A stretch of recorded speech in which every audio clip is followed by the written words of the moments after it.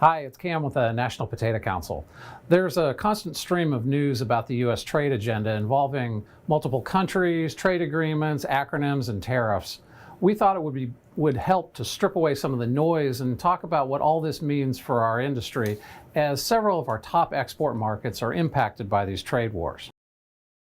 Japan is our #1 market and was a party to the Trans-Pacific Partnership Agreement along with Vietnam and 12 other countries.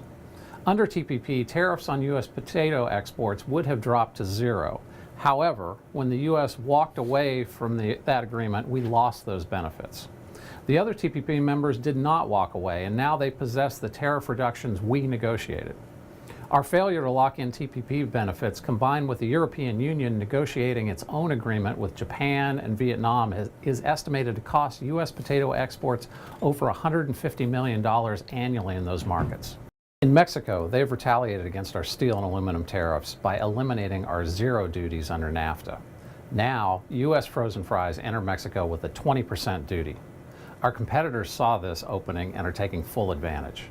Canadian exports to Mexico have risen 46% since they began retaliating, while EU exports have increased over 160%.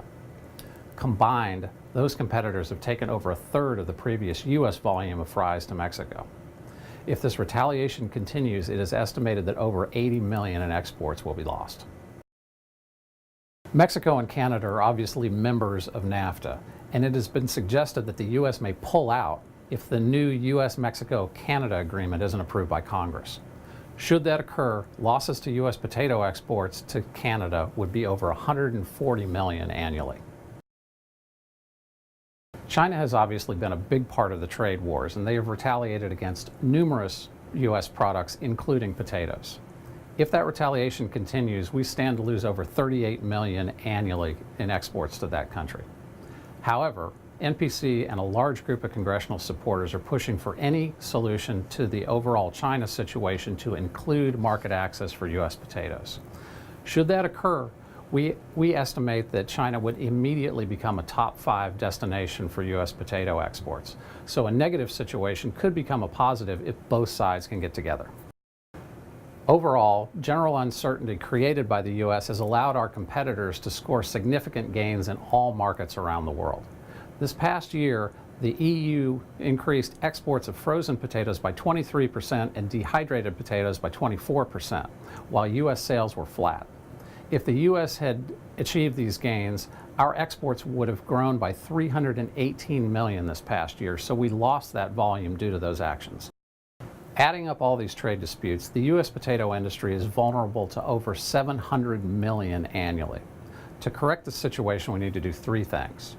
First, ratify the USMCA and eliminate Mexico's retaliation against our exports. Second, ensure that potato access is part of any solution to the China trade war.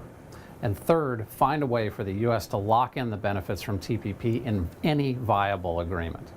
For more information on trade or any of the issues NPC is working on, please visit our website, like us on Facebook, follow us on Twitter, or come to one of our great events throughout the year.